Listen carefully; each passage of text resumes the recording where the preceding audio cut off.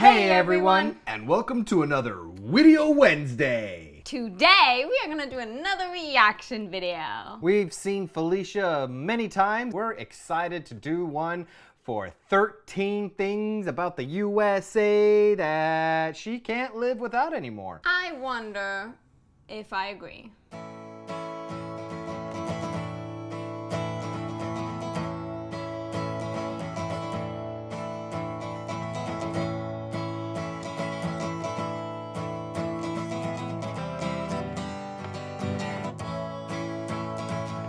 Should we put a couple guesses out there? I have one thing that I doubt is on Felicia's list, but I think it would apply to you, and that is adobo. That would definitely be something on my list. If I moved to Germany, I would pack like 10 bottles of adobo. So I think that would be our number 14 to this list. That would be my 14, that's for sure. Actually, no, ours, because you love it too. You just put it on everything. It's the greatest spice of all time. What's something that we have in the US? Oh, free refills. When we were in Germany, we brought our own water bottles, even to the restaurants, because they will not refill your water. The general right-hand turn, but that's a California thing. That's an everywhere thing. You can take a right on a right turn in all of America. It's called a California turn. Why? Because we invented it. We? We Californians. You know what California doesn't have that Texas has? The turnarounds under the highways. That I can't just take an exit, do a turnaround, and then get right back on the highway. Yeah, but I mean, in Los Angeles, how often would you need that? All the time. Okay. I can't even come up with 5 things that I couldn't live without, so I'm really interested in Felicia's list. Was that the question? Are we on the right video? Yeah. Hello, servus, and welcome back to my YouTube channel. My name is Felicia. I'm originally Moin. from Munich, Germany, and 5 years ago today is when I arrived in the US for my first long-term stay here. August 13th, 2016, when I got on a plane from Munich to Paris and then from Paris to Cincinnati to start my exchange. Is that a Puerto Rican flag? It kind of looks like a Puerto Rican flag. Looks a lot like a Puerto Rican flag. Felicia, what flag is that behind you? Please answer that question. Semester at the University of Cincinnati. If you want to learn more about... Okay, so another thing, really quick. Who falls in love with Cincinnati? Cincinnati, Ohio? Ohio. Sorry, Felicia, I'm just joshing you, but seriously, Cincinnati. Since that day 5 years ago, I haven't been in the US permanently. I spent a little over a year in Germany during that time too, but I still consider this my 5-year US anniversary, and I think this is a great occasion for a recap, which is why I want to share 13 Happy 5-year anniversary, Felicia! Number 1 on my list of things about the US that I don't want to live without anymore is air conditioning.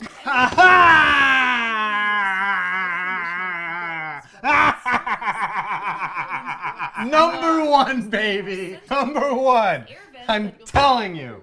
Well, I disagree with that one. I cannot live without AC. I don't know how I'm going to survive Germany, except that you guys have lovely long winters. I wasn't a big fan of central AC, and many of you guys commented that I wouldn't say that if I lived in a hotter area. This year it's been fluctuating a little bit more, but usually from about April to September, it's 80 to 90 degrees almost the whole time with a really high humidity, which if you look at the longitude, Cincinnati is about the same level as Ibiza in Spain or Sardinia in Italy. Americans often really overdo it with the AC. Instead of setting the temperature to a normal average room temperature inside that would already feel cold compared to the hot summer air outside, it often feels like an actual fridge inside. Yeah. People often set it to like 16 to 18 degrees Celsius, like around 63 degrees Fahrenheit, which to me she gets so mad at me when I put it below 70. And I'm like, I'm at 70. That's our compromise right now. But man, she's been wanting it at like 72, 75. I can't survive with 75. That's ridiculous. Okay, can we just talk about the fact that as soon as California issues a flex alert, those are my happiest days, because that means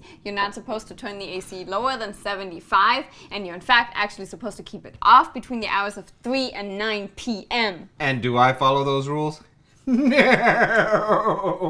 In Los Angeles, because we technically are supposed to have a lovely ocean breeze, a lot of the older buildings are not built with AC, so we actually have kind of a portable AC, that you can move around, you have to connect it to a window, and it blows whatever cool air you want, but just in that area. That's right. So it cools down our bedroom to a very nice, chill temperature, which I can survive with. She covers herself with 10 blankets, and I'm sitting there like naked. Number 2 is customer service. I know that many Germans don't share this opinion, especially the ones who only know this from vacation to the US or from the media, but once you've gotten used to it, American customer service is pretty amazing. And even though many Germans say that they prefer the direct and sometimes even unfriendly German customer service, I really haven't met anyone who says that after living here for a while. It definitely takes a little bit to get used to the American way because as a German, it might seem disingenuous at first, maybe even fake and over the top, but it's kind of like a cultural language that you'll have to learn how to speak and understand first, and I personally don't want to live without it anymore. The customer service is definitely a lot better in America. Sometimes it's like a little too much. Like I actually don't need to have my waiter at my table that often. I do. So it's true what she says, that they are working really hard for your tips, so that customer service comes out more prevalently. Commissions and tips and all of these things are a part of our culture so that we've gotten to that point where we're extra nice to everyone. In LA, we're even extra nice to everyone because you never know who you're talking to that could benefit you in the future. Honestly, anywhere that is government paid, like the post office or city hall or whatever, you're not going to find customer service there. They're going to be much more like the German customer service. No, the post office is really nice. I mean, okay, the post office is really intimidating, but there's usually a nice older black lady, and she always treats me like I'm a child. Because you are a child. The next point on my list is convenience. I feel like this one is a pretty obvious one, but the US really is the country of consumption and convenience. You need Consumption, milk, yes. a new bathing suit, and a new lamp for your living room. Just go to Walmart or Target or any of those stores and you'll find everything in one store. Plus, there's most likely also going to be a Starbucks in there too. If you realize at midnight on a Sunday that you're out of tomatoes, no worries, just go to the grocery store. Many of them don't close until 1 a.m. or never. And stores aren't closed on Sundays like they are in Germany. What a dream. Here in the Midwest, you can just drive to places and you'll usually find parking pretty easily, and the parking spots are huge compared to Germany, and so are the streets. Driving here in Ohio is just so relaxing compared to driving and especially parking in Munich. Is it environmentally friendly? Definitely not. Is it convenient though? Unfortunately, yes. The US is 4 times worse than any other country per capita as far as the environment is concerned, so convenience is the absolute number 1 reason for that. So no, I could live without it. The environment can pay for my convenience, okay? When I discovered that, German stores were closed on Sundays, that really threw me off, and that definitely takes some getting used to. That does also mean there are people that have to work on a Sunday just so you can buy tomatoes. There are plenty of people that are fine with working overnight shifts. I was an overnight security guard for a long time in college. I stole a lot of stuff from the kitchen, though. Also goes the fact that there's just a lot more space in this country than in Germany. Everything is huge here, and I especially enjoy that when it comes to living spaces. Houses, bedrooms, closets, fridges, all of that is just so much bigger in the US, and in Ohio you can buy a regular house with, let's say, 2 or 3 bedrooms for like $100,000 to $200,000, while even just an apartment with 3 bedrooms in Munich is usually over $1 million. The fifth thing. Yeah, so clearly she doesn't live in LA. In LA, most things are small, everything is sort of squished together, and it's definitely expensive. So that does not apply to us. Space would not be something that I would miss about the US if I lived in Germany, because I could handle the lack of space. I'll never forget, the staircases are so tiny. The roads are really tiny for the most part. If we're talking about outdoor space, the US does have a lot of really beautiful nature space. Of course, there's also a lot of empty space. If you're driving from Los Angeles to Texas, you're going through a lot of areas that are just so nothing. You might as well just kind of get rid of it. Nobody would miss it. Arizona. What is that? That I really wouldn't want to miss about the US is how easy it is to connect with people here. Americans in general are just so open to meeting new people and making new friends. You can combine friend groups pretty easily if you're having a party or a barbecue, and especially as someone who's new to a country, it's a lot easier to find friends than it would be in Germany, where friend groups tend to be a little more closed off and long-term. Plus, I feel like Americans are great at genuinely being interested in another person's story and finding common ground, even if you're really different people on the surface. I think that kind of goes hand in hand with what we were talking about customer service. It's part of our culture to be extremely nice. The only thing is the reverse of that is that Americans are not very reliable. Even though Americans on the first meeting with you will be super into you and they'll want to know all about your life and you feel like you're best friends after an evening, they will probably completely forget about you, or just, they won't really follow up. They might not make lunch plans with you again. But in Germany, once you do get into a friend group, you probably have a partner for lunch for the next, 50 years. Now, me personally, I really don't know if I agree with this one because I didn't really find that much of a difference. When I went to Germany, I ended up making friends all the time.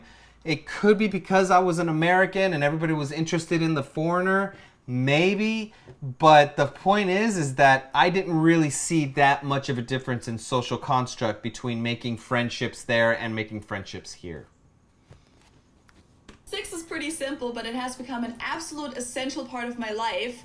Kettle corn. It's a mix of sweet and salty popcorn, and it's the absolute best snack in the world. In Germany, it's actually standard to eat sweet popcorn at the movie theater. So if you don't specify otherwise, ordering popcorn means ordering sweet popcorn. In the US, popcorn is salty by default and often has a butter sauce on top. So it's more of a salty and buttery snack. Okay.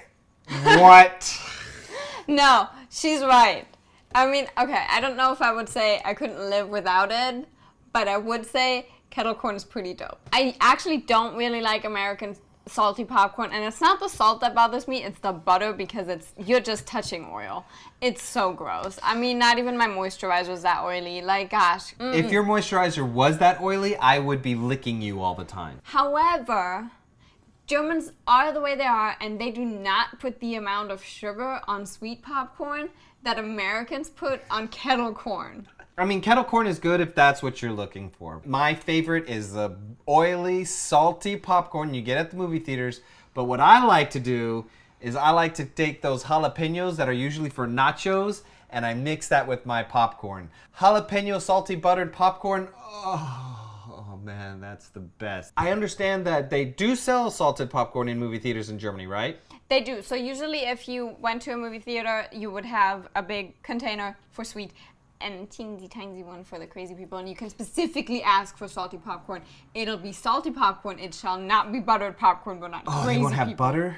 Oh my God, Americans, they have, which I think in the pandemic they sort of got rid of that, but they have pumps where they just pump hot butter. And then people will be like, ooh, life hack, if you stick a straw, you can pump the oil into the straw so it gets to the bottom. Liters of hot butter. No. Yeah, that was always my biggest problem with pumping the oil on the popcorn, is that it only gets to the top. And you want to get it mixed up in there, but you can't mix it up because it's over full. And if you mix it up, you'll just have some on the floor. You need the straw, but Everett, you also need therapy. 7 is carpet in houses. 7. It's a lot more common in the US to have carpeted floors in the living room, but especially in the bedrooms, than it is in Germany. Oh, no. I do not agree with this. Look. And Americans wear shoes in the house. We don't, but so many people do. Yeah. And you can't clean your carpet with that. No. Who puts shoes on a carpet? It's so wrong. So wrong. No. Carpet is no good.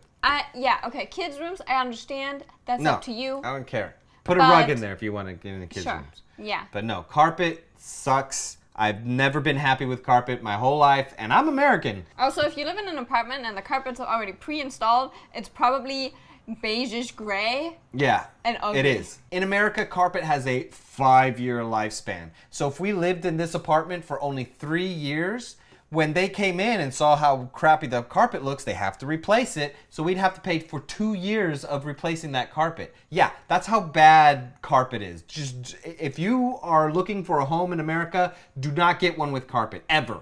ever.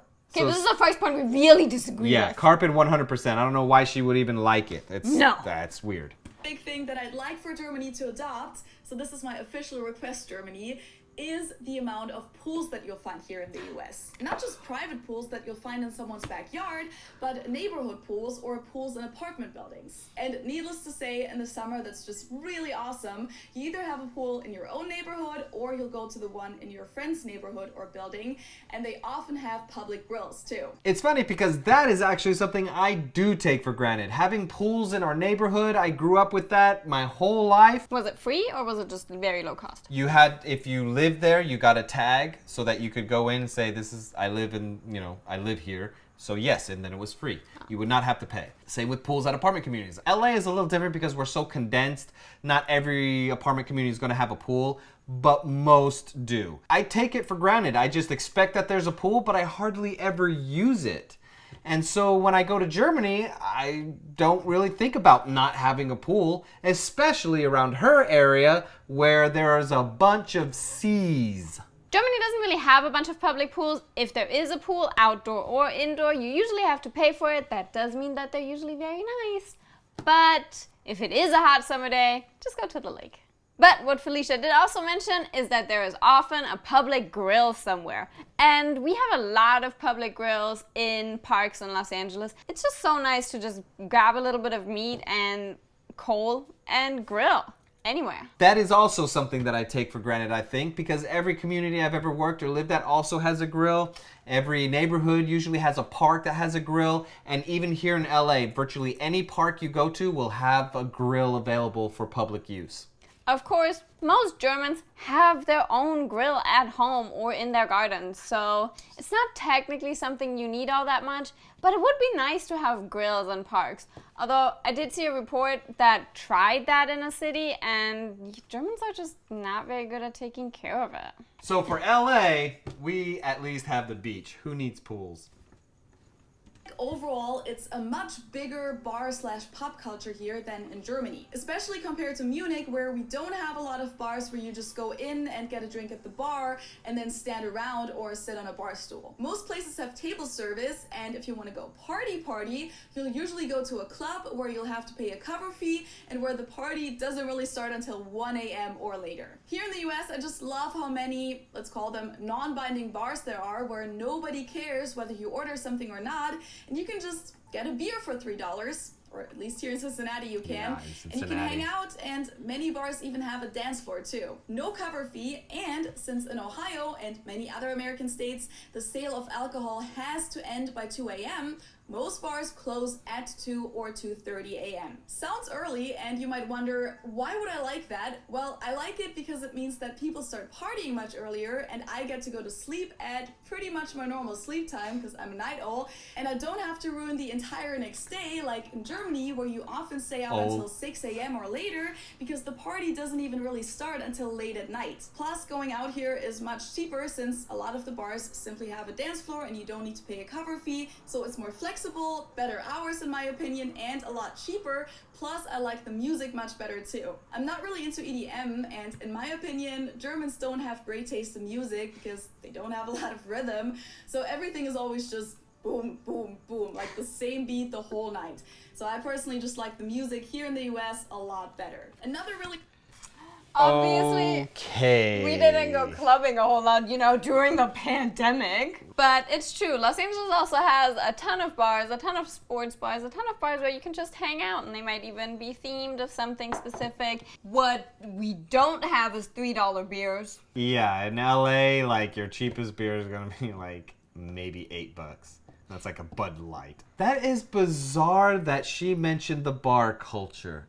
Because one of the things that I absolutely noticed in Germany and in Europe in general is that you could go to the smallest town there is, maybe population of 354 people, and they will still have 4 or 5 bars. She didn't talk about the amount of bars. She talked about how you can go to a bar. So if you go to a bar, you have to usually still sit at a table. There's still going to be a waiter bringing your beer. But then it's not a bar, is it? But then It's a restaurant. it is just a difference in how you go to a bar. It just is a little more casual. You can literally just walk in, and if you don't want to drink and you're going to a bar, then that's still totally okay. People don't even care. I guess I didn't feel like it was not casual to go to a bar in Germany. I don't know. We're going to have to go back to Germany so I can test these theories out. I wouldn't miss the bar culture here in America if I were in Germany. It's not one of the things that I can't live without. Really important one is Mexican food. With Mexico being right across the border and Mexicans being the biggest immigrant group here, 100% Mexican food. Absolutely. Hell, even in America, I would tell you, she lives in Cincinnati. Cincinnati. I guarantee you she does not have the best Mexican food. Restaurants as well. I've never been to Mexico myself, but if Mexicans who live here say that it's authentic, I'll believe them. You don't have to travel to certain states to find good Mexican food. Yes, you do. Really It's all called over the country. Texas. The next point is something that It's I've called talked about California. a little more in No, detail in Texas. this You get video. better Mexican food in Texas, 100%, 1,000,000%. No, you get Tex-Mex. Which is In even Texas. better. Yes, California and Texas both have a good Mexican food cuisine, but Cali-Mex and Tex-Mex does not compare. Cali-Mex is crap. Tex-Mex is delicious. Cali-Mex is healthy, and Tex-Mex is cheese and fat. And I don't fried. know what Ohio Mex is. Okay, but there might probably also be real authentic Mexican restaurants because those are everywhere. Mexican food is amazing. It's just comfy. It could be like the best food in the world. It really could be. Just makes you feel good. Her favorite drink is the margarita now. Like, it's like you named any drink in the world, she'd be like margarita. I mean, I don't know the secret to happiness. I just have never seen somebody sad in a Mexican restaurant. It's the equation for happiness. It's margarita plus taco equals happiness. It's physics, guys. But I really like the positive mindset in the American culture. This is a generalization, of course, but overall, Americans have an attitude that's much more, let's try it, what could go wrong, rather than Germans who are often more like, why would we try that? Something could go wrong, which is something that I personally just really enjoy because I find it to be a much more supportive environment to be creative personally and live your life how you want to live it and not how other people expect you to live it. I think it's less to do with the country as it does to do with the climate and your distance from the equator. New Yorkers are definitely not as positive as Texans. You cannot really be all that grumpy if you leave your house and the sun is shining on you. Yeah. And in Germany, most of the time, the sun is not shining on you. Yeah. But Felicia also mentioned it in the context of just, yeah, why don't you give it a try? That sounds like fun. And I do think Americans kind of have that. There's an open-mindedness to maybe having a little bit of a different lifestyle or having a different business idea. And I've noticed that even between us. Like, I am much more of a let's dive in and see what happens than she is. She would want to do as much research as possible before going into something. On my list is flexibility. But I mostly mean that compared to Germany, when it comes to moving or your job, things are a lot more spontaneous and you can decide things much more last minute here. Like, well, in Germany, it's common that you have to give a 3 months notice to quit your job or being fired. It's only a 2 weeks notice here, even for salary jobs. That's true? Which obviously I've never had has a lot of job. downsides too, but I kind of like how it makes life a little bit more flexible. I personally like how it's normal for people to move around a lot and thereby keep their lives interesting and keep their options open as to where and how they're going to live in the future. In Germany, leases are usually unlimited and people move a lot less in general. If you buy a house in Germany, you usually plan on staying there permanently or at least for a really long time, whereas Americans often just buy houses and then sell them again after a few years to move somewhere new. I'm not sure that that is actually a positive thing. It's true. I actually had 1 year where I lived in 4 different places. And so the positive thing is that my student loans never could find me. When it comes to houses and apartments, that's the reason why the houses and apartments are built out of cardboard and absolute garbage. Because people don't really plan on staying there for very long, so they never think to build things out of good material. It's not so much that we're flexible, it's that there is this level of uncertainty that is always there. Anything can happen. Whereas Germany, you have a lot more sense of stability. America is unstable, and therefore you have to be flexible. And so flexibility, I think, is the wrong word here. I think flexibility is the right word, but maybe not all the reasons are correct. It just depends, because you don't always want to live with flexibility. Sometimes living with stability is really nice. A big example of the desire for stability is when you have a family, right? So you want that stability, and when something goes wrong, you have to have that flexibility in order to adapt to that, because things go wrong much more often here. In my opinion, I don't think flexibility is something that I can't live without in America. Flexibility when choosing your own job and being able to change your job as often or whenever you want sounds like a lot of fun, but also, you know, losing your job whenever your employer feels like it sounds stressful. Last but not least, a thing that I could have included in my point on convenience, but I felt like it deserved to have its own point on the list, is drive-thrus. I don't like drive-thrus. I use the drive-thru all the time in Texas. I was always going through. I've never ordered fast food inside the restaurant. That's weird. However, I definitely can live without the drive-thrus. It's something that I got used to living in LA, and I didn't even notice when living in Germany. In Germany, you just don't use the car very often, so drive-thrus weren't as a big deal that I noticed. So, in conclusion, do we agree with Felicia's list or not? There are only two things on this list that I cannot live without: air conditioning and Mexican food. Honestly, you shouldn't live without Mexican food. And of course, like we predicted, the only thing that wasn't on the list is adobo. And without adobo, you can't live. Everett was so desperate, he ended up making his own in Germany. But yeah, you won't find a single Puerto Rican household without one of these. So if we lived in Germany, we would have this in our household. Go to the Mexican aisle, that's where to find it. Yeah. Or we'll send you one. Felicia, if you don't have one of these, let us know. We will send you a few bottles, okay? Because you can't live without this. I promise. Thank you guys so much for watching our video. If you enjoyed it, please leave a like. If you watched all this way, then you should definitely subscribe if you haven't already. And you should check out our other episodes, like when we went to Yosemite National Park. Or our last episode when we saw a Dodgers game. Let's go Dodgers. We want to give an extra special thanks to all of our Patreons. We couldn't have this channel without you. Your help is invaluable.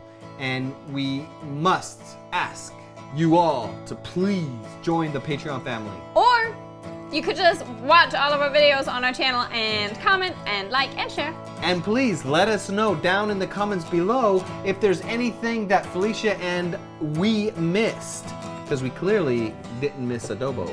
And for our German audience, what's something in Germany that you can't live without that we probably wouldn't find in America? Okay, bye. cheers!